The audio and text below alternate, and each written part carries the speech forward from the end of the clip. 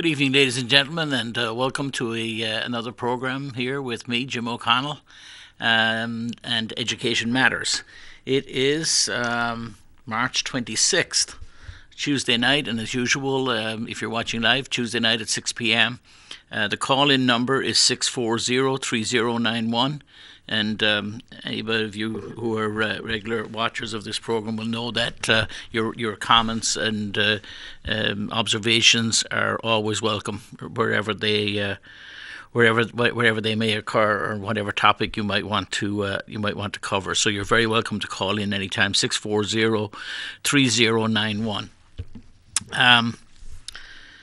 So budget time, I guess we're down to the wire with the budget. There was a budget presentation last night at the school board meeting at City Hall on Monday night, and I have to say, I was at that meeting, and there was, starting at 6:30, there was a public participation piece where people could come and speak for 3 minutes, and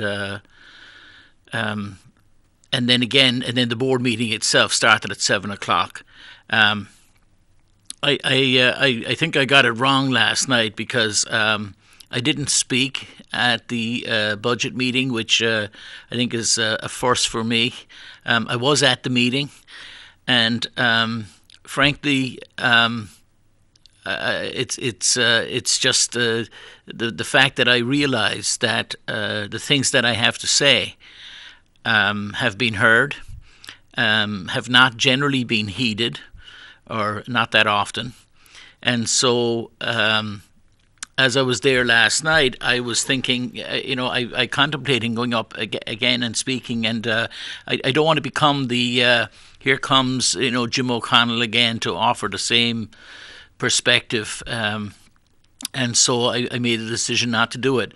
But then in hindsight, I have to tell you, I regret it, because the last few school board meetings I have not spoken at, I regretted it because there were quite a few people at that meeting last night. And when the meeting was, when that first public session was over, I had a couple of teachers approach me who'd been sitting up in the balcony, and they were very kind and nice in what they had to say, but they expressed disappointment with the fact that I hadn't gone up and spoken, and so I regret that now. I don't know what difference it would have made, but I think for anybody who was perhaps who pays attention to these things and watches it on TV later, the fact that there were only 3 people spoke on the school budget at the public session is a bit of an indictment of us all.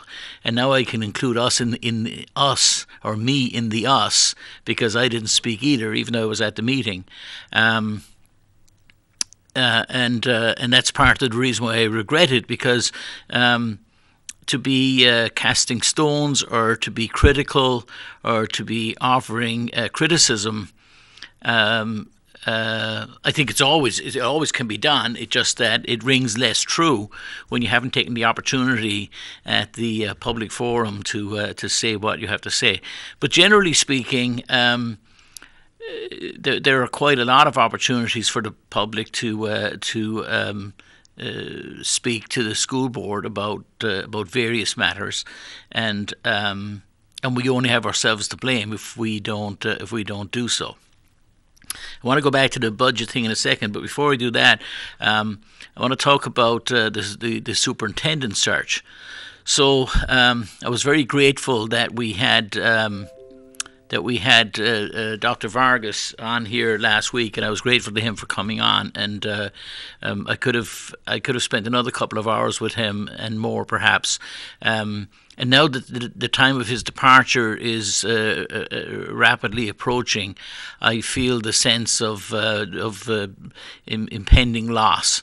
I think it's a sad day for the city of Manchester that he is departing. I'm sorry to see him go, and so now we, onward and upward.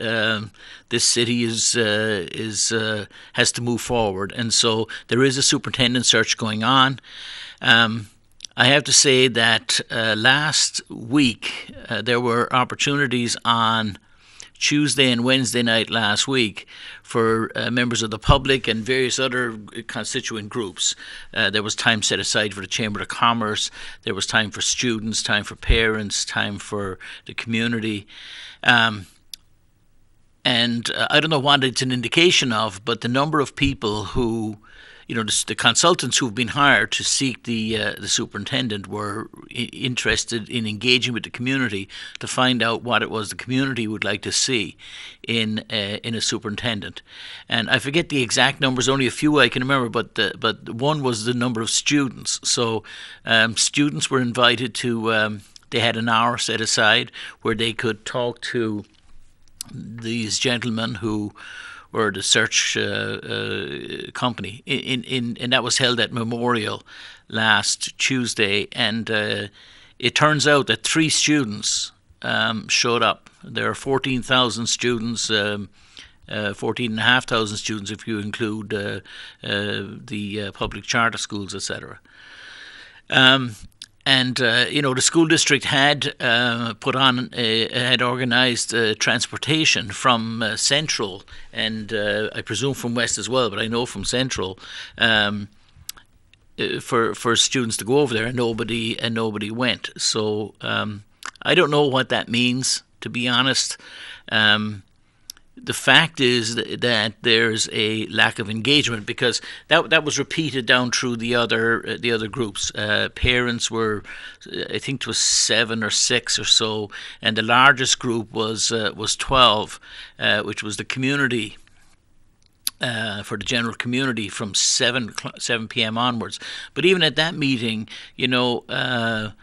a couple of people who were out of that 12 or so who were there was me, and there was a school board member, that was Leslie Want, and her husband Nick were there. So Kathy Staub, former school board member, was there, and school board member Gerard was there, school board member Beaudry was there. And so the number of community members who didn't have positions was quite small. So I don't know what that means. Whether it is that people don't care, or people don't have the time, or people do care but don't think that that's a worthwhile exercise. I don't know where the answer is there, and it'll be worth thinking about. In any case, if you didn't have an opportunity to go and you would like to have input to for your opinions about what the city should be looking for in a new superintendent, you can go on the Manchester School District website, which is mansd.org. And if you go on there, there's a quick, I think it's just 4 questions, and you can answer those, and then your input will be taken, and that's available through, I think they said April 4th. Don't hold me to that, it might be April 2nd, but I think it was April 4th. So you have at least a week or so to go on the Manchester School District website and do that. And I would like to commend the Manchester School District. The website has been improved over the last 4 or 5 months, and there is a slow march forward going on. But I would like to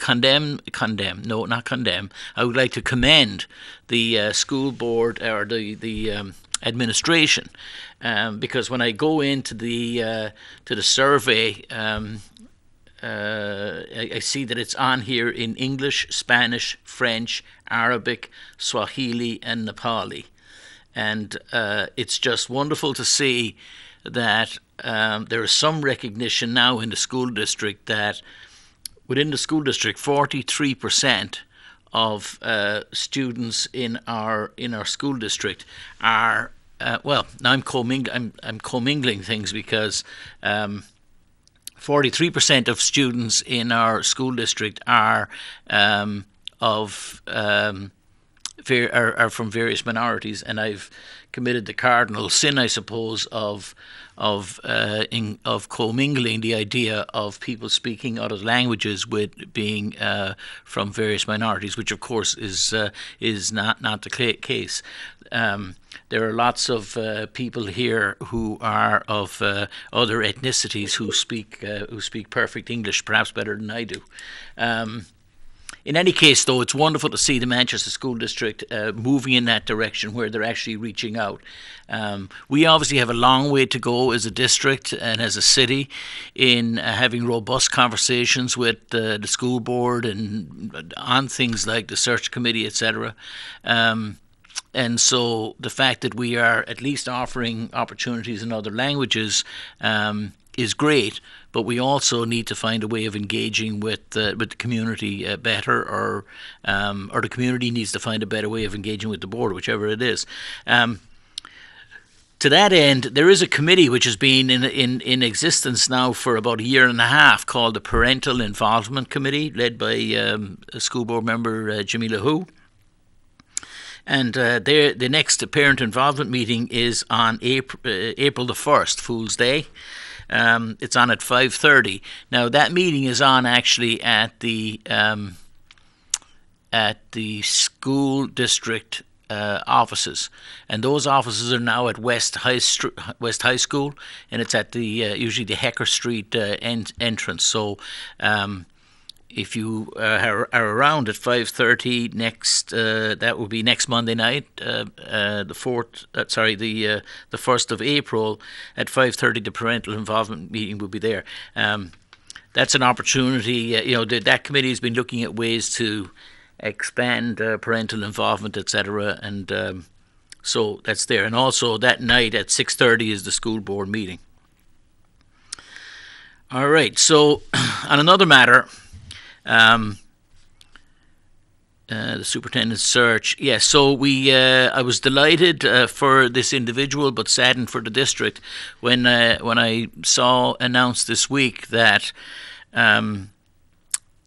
former assistant superintendent, now the principal of Beach Street School, former principal of Webster School, and former many things, Chris Martin, Dr. Chris Martin now. Has been hired as the new superintendent for the New Ipswich area. So congratulations to Chris Martin, and New Ipswich's gain is our loss. She's not by any means the first. She's the next of a long line of wonderful educators that we have sent out into the world. Having, in her case, not just ground her teeth or learned her skills right here in the district. And Ms. Martin is a very experienced and yes, a very experienced educator and administrator lost to our district. So good luck to her. I wish her all the best. I feel for Beach Street School. I hope that a wonderful principal can be found there. I know that at last night's meeting there was a discussion about, a very short discussion, but nonetheless a discussion about the new principal at Hallsville School and the remarkable job that had been done there. And I don't have the numbers to hand, but academic results at Hallsville have improved drastically, and the new principal there has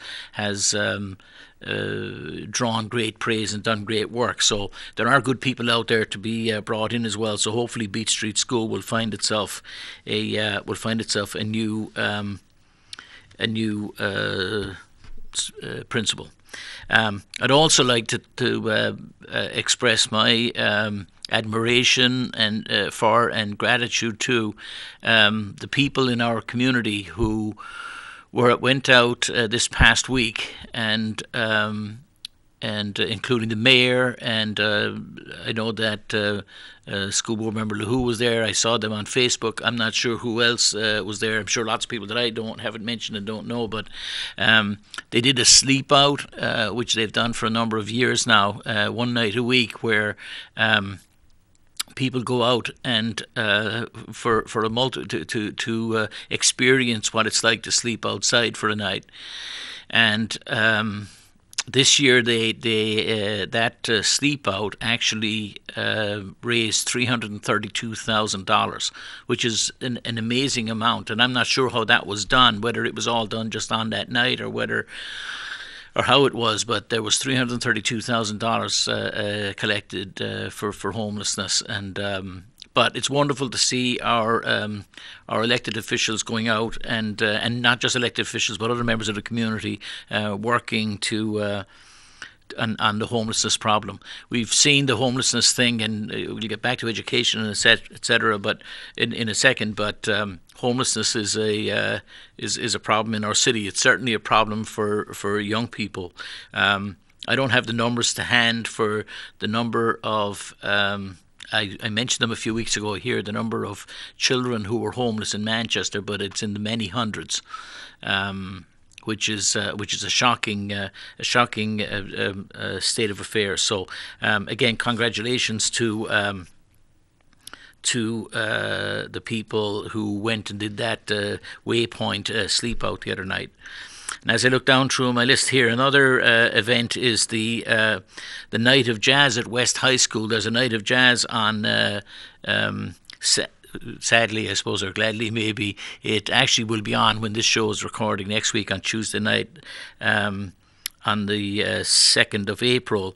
And that's a Night of Jazz with the Freeze Brothers Band at West High School. And so if you can tear yourself away from watching me on Tuesday, then maybe you can go to that at West High School. Another item that is upcoming is for people who are registering their registering kids in the district. So especially kindergarten registration. That is going on starting next week. There is a district-wide registration that's on from 5 to 7 p.m. at Parker Varney Elementary School on April 9th, which is 2 weeks from now. But the first of the local one, if you go on the Manchester School District website, you'll find these dates again. But the Beat Street, for instance, is April 3rd from, I won't read the times and everything, but again, Northwest is April 3rd. They're scattered at random times. Webster is April 4th. But you can get them on the MANSD website if you are registering a new student for kindergarten for next year. So moving on, I want to talk back about last night, and so as I said, I regret the fact that I didn't speak last night. But I have to say this: there were two members of the. There could have been many members of the Manchester Education Association there, but the two leaders of the organisation, Sue Hannon and Maxine Mosley, were at that meeting last night, and I have to say I was surprised at the at the performance, to be honest, and I don't mean to be critical for the sake of being critical or to take pot shots from the choir, etc. But I was just blown away that we're sitting there at a budget meeting in a school district that has as many problems as it has, and Sue Hannon, the president of the MEA, came to the microphone to speak.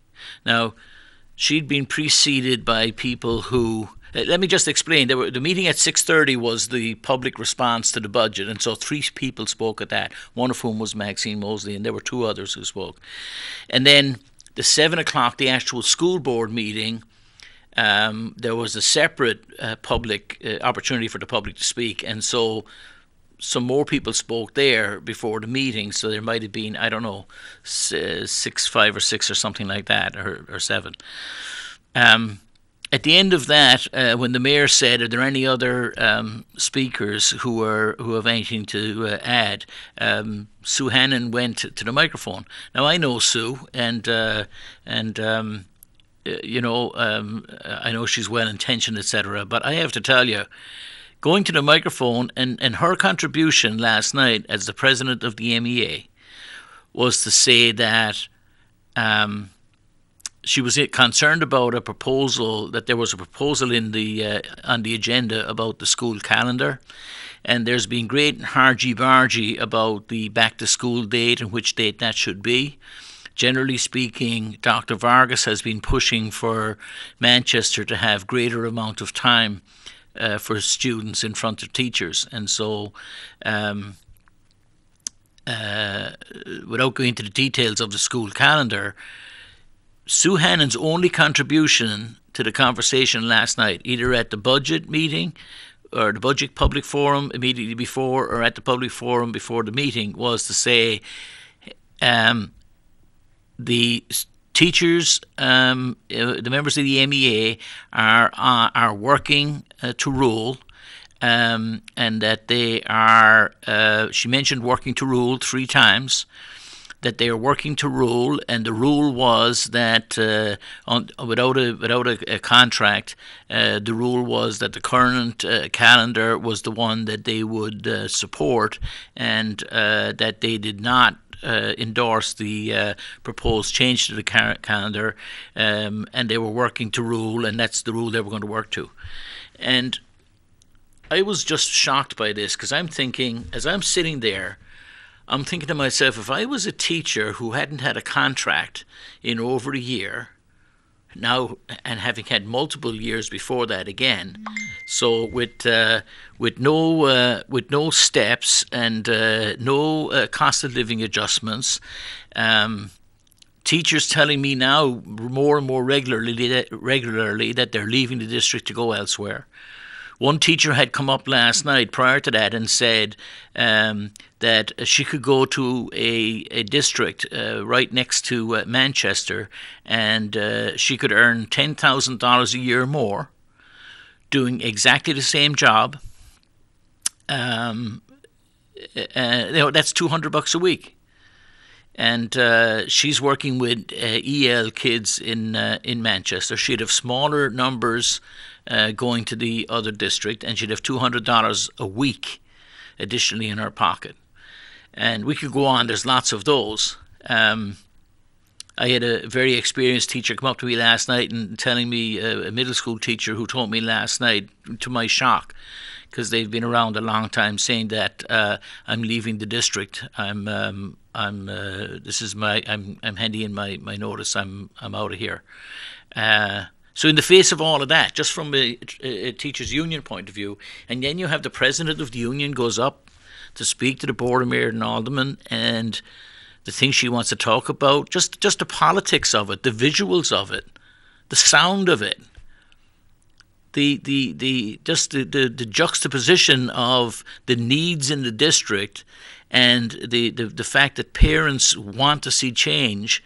And we have the president of the union going up talking about working to rule, and they want to protect their day off, whenever it was, whatever, their professional day or day off, or their day of getting class ready, which I don't want to deal with the details. I don't fully understand them right now. I'd have to go in and read it all, and I don't want to do that. But it just seemed, regardless of the merits, the tone deafness was appalling to me.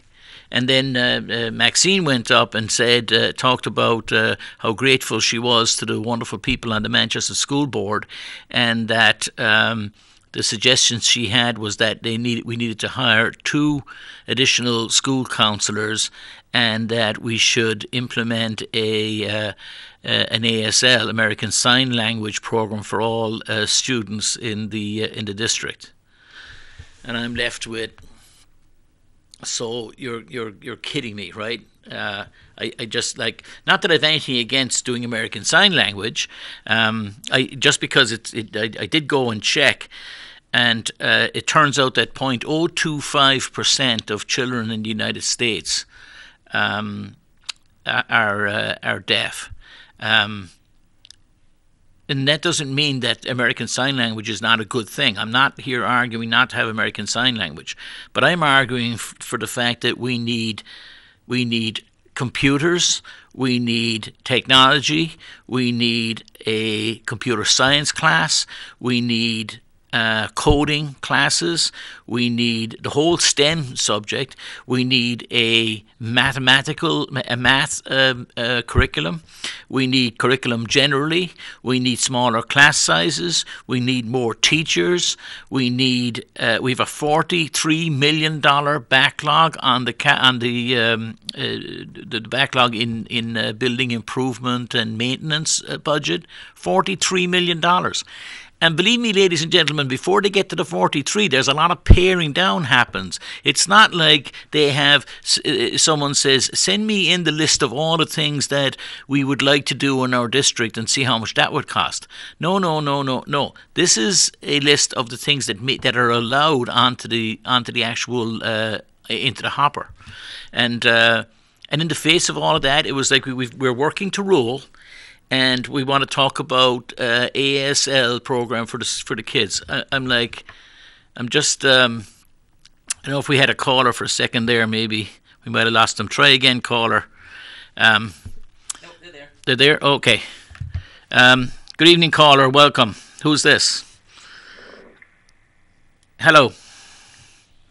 Hi, Jim O'Connell. How you doing? I'm good. Who's this? Sandy Paradise. Hi, Sandy. How are you? I just want to mention to you that I thought it was totally inappropriate for the head of the MEA to do that. I was on negotiations for 10 years. In my 14 years I was on the school board, I don't ever remember an MEA president coming to the school board and saying, my teachers are going to start school September 1st. I thought, that is inappropriate. Right. Very inappropriate. Right. Well, I totally agree with you on that. Thank you, Sandy. It's a shame. People are coming up to me in Hannaford. They're asking me, would you build a house, or would you buy a house in Manchester, or would you go to Goffstown and Hooksett? And I'm like, that's up to you, you know. Right, right. They know I've been here 80 years in Manchester. I know the whole system. I've been involved for many, many years. And I'm surprised. Also, they asked me, what is the reason that Superintendent Vargas is leaving? I said, I really don't know. The only thing I will say to you, to the people I'm talking to, is that I would have given him a 5-year contract. I think this man was probably one of the best, or next to the best, superintendents we have ever had. I worked under 4 different superintendents. And Dr. Vargas, to me right now, was the perfect superintendent for this. I don't understand. Well, numbers, some of them, you know, right. I really get upset with them. In fact, I was going to go to the meeting, but I was getting upset, and I thought, no, I better not. Right. Well, as I said, something out of. Right. Ooh. As I said, Sandy, I regret not having spoken last night, but I was there, and anyway. But listen, Sandy, thank you for calling in. I appreciate the call as always. Yeah. Have a great evening. So you know, it's not good. It's. I'm sorry to say, but people are. You know, when I ran for school board in 1989, and I walked my ward of Ward 8. Education was one of the 3 things that people wanted to move here and why they lived here. And do you know now in my district in Ward 8, it is not that.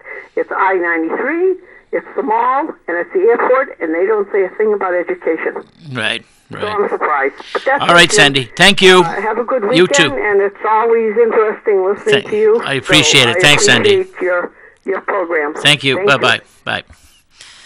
Thank you, Sandy. Wonderful lady and educator in the city of Manchester. But you know, it's easy to come on here and criticize people, and that's not the contrast. Like I cannot. First of all, I can't understand that we've had teachers in the city of Manchester who have been out of contract for over a year, and clearly we know that whatever happens. there's going to be no major change happen. There's not going to be some influx of money to find them pay increases. They're not going to have a major step forward. That we don't know what's going on inside the negotiations, which are now going to mediation. But in the end, we're arguing about pennies here and there, because there is no money. Even the money that they're proposing in the budget represents like a 1% increase across the board, which wouldn't keep people up with inflation. So I just don't understand the silence from the teachers generally and from the teachers union in particular. And frankly, however nice they may be as people, there's a complete disconnect between what the teachers union has to say and the way it portrays itself publicly and the actual needs of the district. I know that stridency doesn't always get you places, and sometimes I'm being accused of being more passionate about things than I ought to be. Well, I think that passion is when well ordered, is a perfectly legitimate characteristic, and I'm happy to wear that badge. I am passionate about education, but if I actually worked as an educator, if that was my life's work and that's what I did every day, and I was sitting in front of kids or walking around between kids every day looking at them and knowing their needs intimately, I'd be pretty passionate. And I wouldn't be going before the school board saying, my members are working to rule. Because first of all, it gives entirely the wrong impression, because I know there was I've seen teachers who are not working to rule. I see teachers in classrooms late in the evening or in the afternoon. I see teachers involved in extracurricular activities. Now, maybe some people frown on it because they're supposed to be, not offering extra services or whatever. But our teachers are our teachers. They work for kids. They've chosen a life of working with kids, and so they do it. So to have the union president saying, well, we're working to rule, where the evidence of my eyes tells me that your better members, the ones who aren't jumping in a car and driving off, up the highway once school closes in the evenings. But there's a vast number of them out there working with our kids every evening and every day and on weekends and every other day. So I just thought the disconnect seemed terrible. So that, combined with the lack of passion around actually, stomping one's foot and banging on the desk. I would expect the leader of, close to, if you represent all the employees of the public schools in Manchester, around 2,000 people, I'd expect some spit and vinegar. I'd expect some people to walk up to that microphone and say, ladies and gentlemen of the school board, I'm not here to be polite. I'm not here to be nice. I'm not your pal. I don't want to be all comfy, cozy and collegial. I'm telling you what you're doing to the children of Manchester is simply unconscionable. So to that end, something that they did do last night, and I commend them for it, was that Maxine Mosley did have a printout that she, if I can find my glasses, that she actually, or one of the members Maxine referred to it. But they say, where do Manchester schools stand in 2019? Improving public understanding of the challenges facing Manchester's children should be a priority for city's leaders. The New Hampshire Centre for Public Policy Studies wrote in Manchester's education benchmarks using this title from September to the future of Manchester's school system has implications for every aspect of the city's life, blah, blah, blah. Great. Okay, so, for instance, this is a state to Manchester comparison. It's a free and reduced lunch. The state average for the percentage of kids in a school district on free and reduced lunch is 26%. The average in Manchester is 58%. I hope these are this year's numbers. I think they may be. It doesn't give the date right here, but I think so. Yeah, because the student dates are down here further.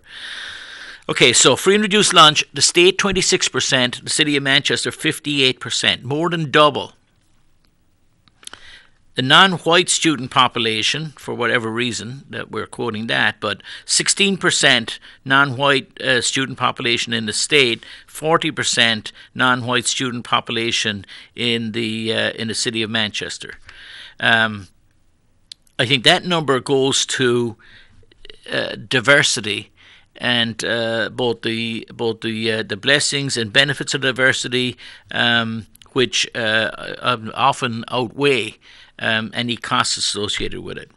The average class size is, and it's broken out by the first number of grades. In grade 1 and 2, the average class size in the state is 16.2.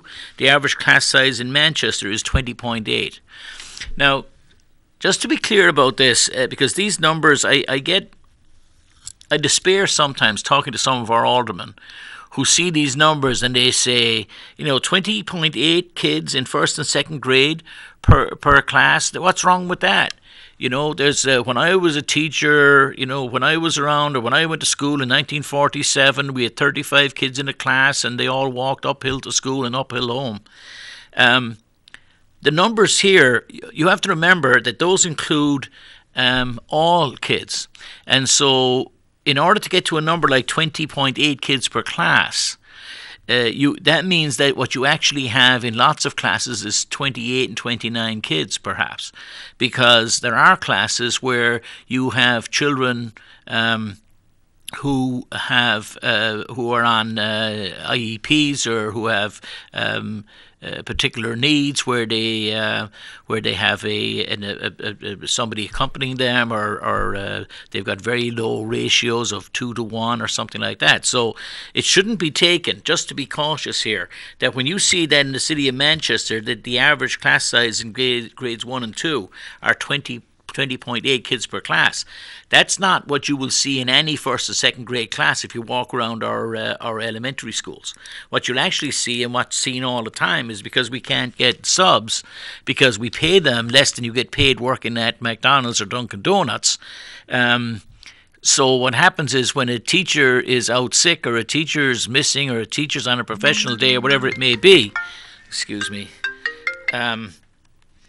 what happens is that that their class gets distributed to the classes next door.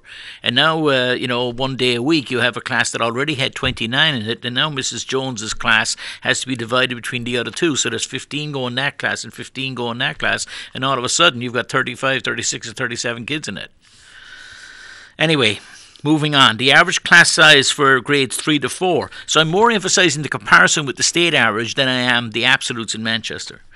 The average for the class sizes in grades 3 to 4 in the state is 17.7, and in Manchester it's 23.6. And then when you get to grades 5 through 8, the average in the state is 16.2, and the average in Manchester is 24.5. So when you see those numbers, that 24.5 number should be alarming, because that's every kid in grades 5 through 8 divided by the number of teachers teaching in grades 5 through 8. So that under that number of 24.5 per class, if you had absolutely perfect distribution with no cognizance taken or no allowance given for the school they're in, the program they're doing, any needs they may have, kids in special educations, kids with other needs, kids whatever. You're talking about take the total number of kids in the school district in grades 5 through 8, divided by the number of teachers in those grades, and you get 24.5. Well, I have to tell you, ladies and gentlemen, that just in a math class in the state of New Hampshire, the state recommendation, the state recommended maximum is 24. So just think about this for a minute, if you can hold your head together. We're saying in the city of Manchester that the average class size is 24.5. Again, the total number of kids in grades 5 through 8 divided by the number of teachers.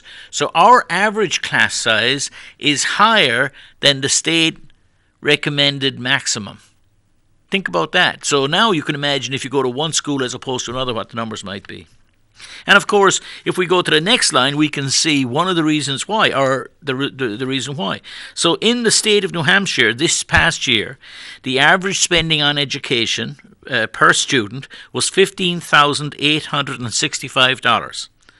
That's $135 shy of $16,000. So very close to $16,000 per student is the state average.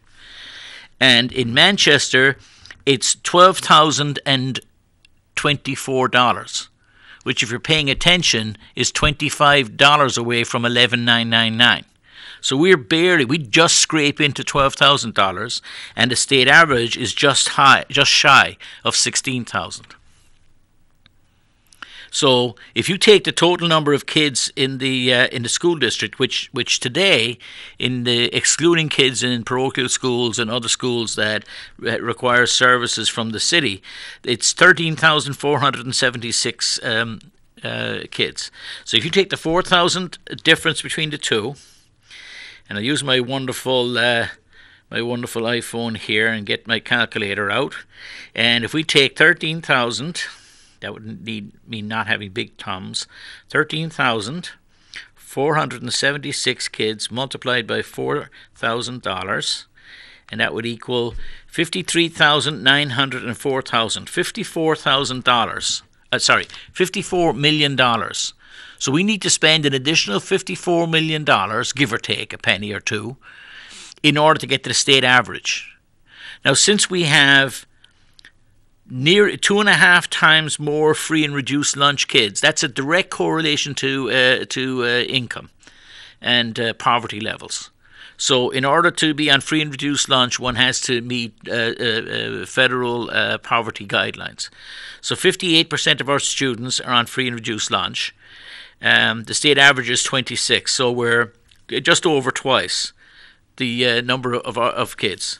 So when you think about things like, do they have paper to write on? Do they have pens to write with? Can they afford a calculator if they're doing algebra or if they're doing geometry, and they have to get themselves some, some Texas Instrument calculator or something that's $80 to $120? Where do they get it from? Do they have a Chromebook or a laptop or a notebook? Do they have access to the internet? But yet, we insist on spending less per student than everybody else, $12,024. And then what annoys me then is when we have a budget meeting last night, and a few people only speak to begin with. And of the few people who speak, two of them are the president, and I think Maxine's the vice president of the MEA. And one of them says, we're working to rule, and we want to start on the 1st of September or whatever the thing was, and that's it. And we're not, we're just mandating that's what we're going to do. And then the other one says, well, let's add 2 counselors, and we'll add ASL, American Sign Language, to our students. It leaves me shaking my head. It says here, another fact here was that there's a great variation in the low-income student population from school to school. In 2017-18, the share of students eligible for free and reduced lunch meals that last year ranged from 93% at Beach Street Elementary School to 23%. It says 23, I presume it's 23%, at Green Acres Elementary School. So if you go to Beach Street School, you've got 93% of kids at Beach Street School, the school that has just lost its principal, the wonderful Ms. Martin, heading off to New Ipswich. The student body has been growing more diverse in terms of racial and ethnic composition. In 2016-17, the percent of students that were identified as white was 60%. 40% of students are non-white, including African American, Asian, Hispanic, Native American, and multiracial. The student diversity in the city has consistently increased over the years. Class sizes in Manchester averages are significantly higher than the state averages. We mentioned those. Already. And then discrepancies also exist among the schools. The largest class sizes were reported in grades 1 and 2 were at 27, grades 3 and 4 at 29, and grades 5 through 8 at 30. So when I was saying to you about this average number of being 24.5, the highest class numbers were actually 30.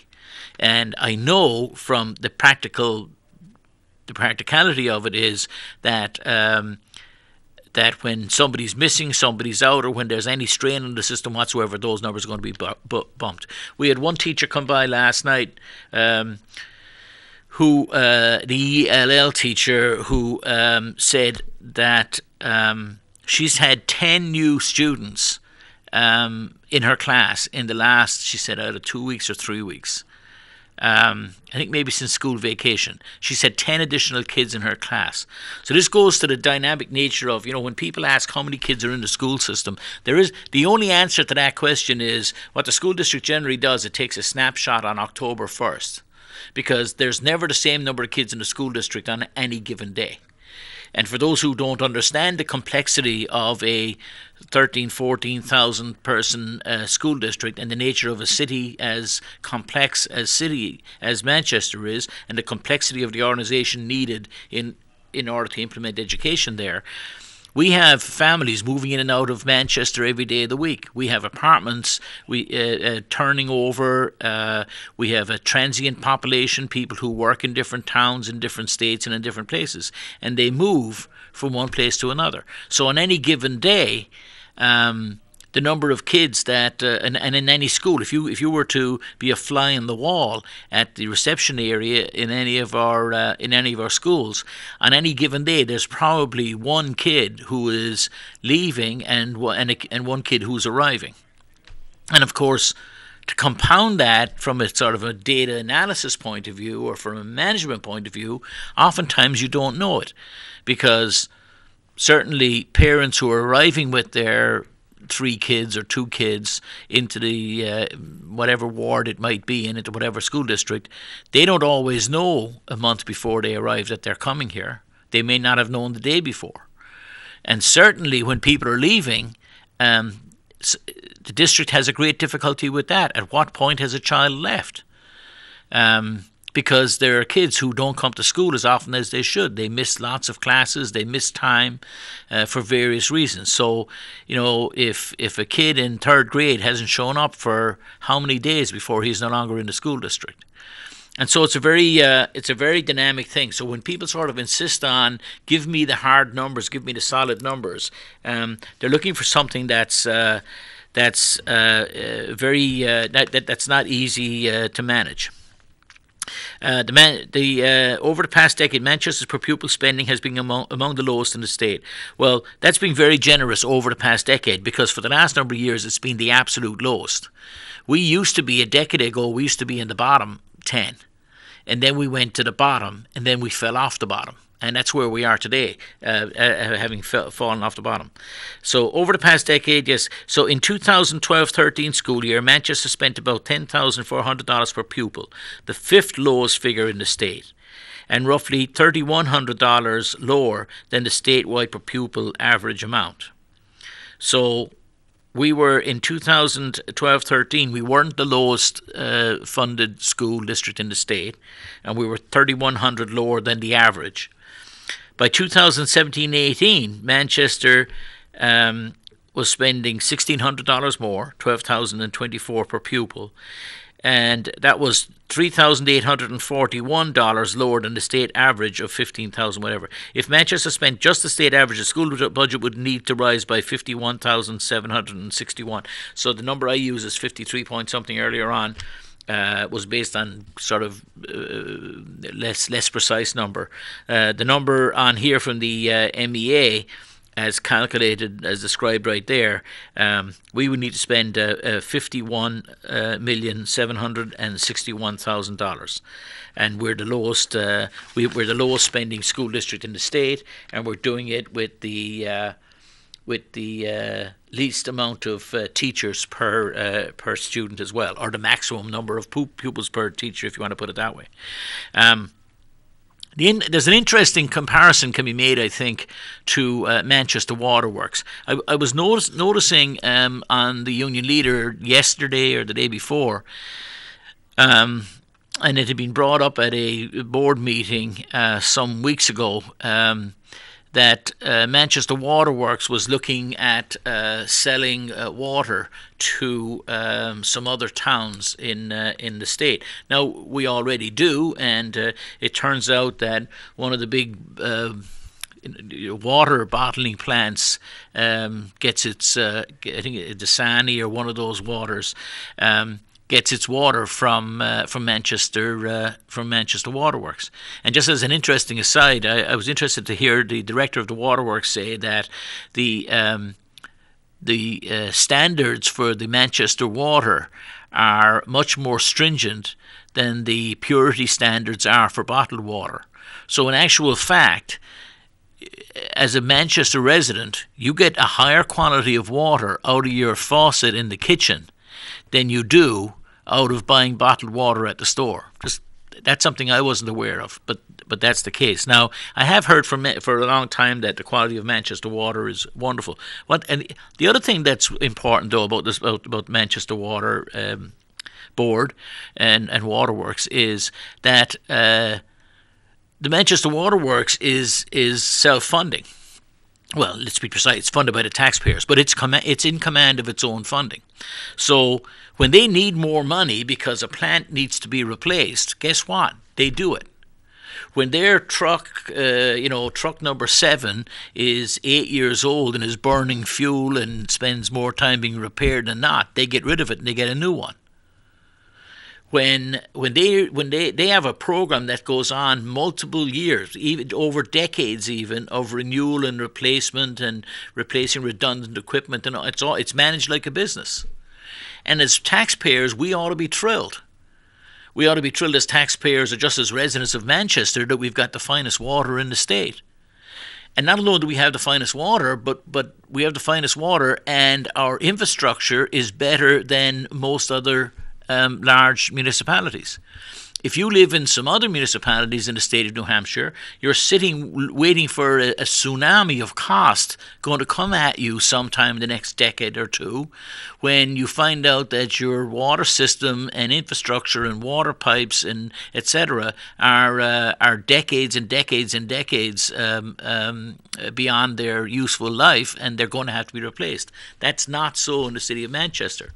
And I don't know of anybody, I've never heard anybody in the city of Manchester say, well, I'm selling my house because I can't stand the water charges. I'm out of here. Our water is not exorbitant. It's not hugely expensive. We get a bill. When we get the bill, we go, ouch, and we pay it, because every other, at least in my house, we get a bill. Every bill we get is ouch, but we pay it. But it is what it is. Just like gasoline went up by 40 cents in the last few weeks, and you pull in to get gas, and there's no point in crabbing at the guy pumping the gas or the guy at the gas store. You just pay it. Or you can spend 6 weeks researching how why did some oil refinery close down and for maintenance and causing you to spend an extra 10 cents a gallon. You just pay it and you get on with it. What's the problem with schools? If the school authority was actually its own fundraising authority and manage its own budget, why can't we manage our schools in exactly the same way? We had Arthur Beaudry at the meeting last night. There was I was going to say Freudian slip, but it wasn't a Freudian slip. He mentioned about that when he'd been at those meetings for the superintendent at Memorial and West High Schools, and he talked about the condition of the paint in the ceiling and it was peeling. And that he talked about a kind of a chandelier type thing. There were a couple of them over the stage area, and he said one had a capacity of like 30 bulbs or something, and there were 4 of them lit. And God bless Mr. Beaudry, but he's been on the board for a long, long time, and he's overseen all of this, and he knows it's going on. And I'm sure he's a little frustrated by it, but what's he actually doing about it? The answer is, I was at a concert, and to mention Mr. Beaudry, there was a concert at Central High School last week.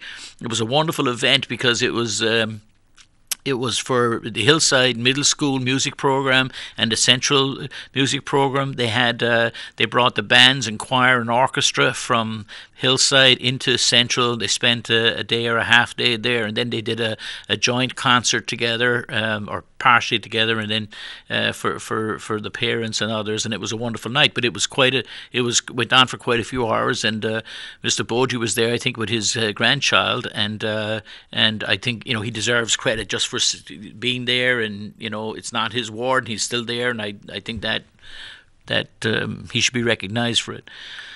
But I was at that Central, that beautiful auditorium at Central, and I looked up, and there are pieces of paint this size, like this. There are pieces like this. If you go in there tomorrow, there are pieces of paint like that hanging off the ceiling. There's certainly pieces that size, lots of them, dropping down like that. They hang off, ready to fall on your head. You see them peeling off. They're lying there. So Mr. Beaudry said last night, he mentioned he was sort of, he was surprised by some of this, and, you know, something needs to be done, so to speak. And he talked about the fact that that we had spent $105 million on our high schools, you know, on renovations, etc.